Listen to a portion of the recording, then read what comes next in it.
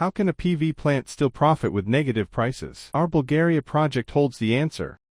The project is located in Blagoevgrad province, Bulgaria, and is a grid-connected energy storage power station. The project was built in 2 phases. In 2023, the first batch of 10 grid-connected inverters, rated at 100 kW each, were commissioned. In 2026, for liquid-cooled energy storage cabinets, each rated at 125 kW, 261 kWh, were added, bringing the total storage capacity to 1 MWh. The system now enables dynamic electricity price response and peak shaving and valley filling operations, significantly enhancing the economic benefits of grid interaction.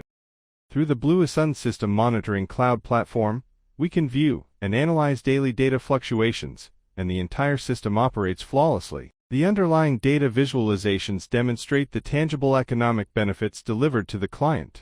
DM us for a tailor-made arbitrage plan.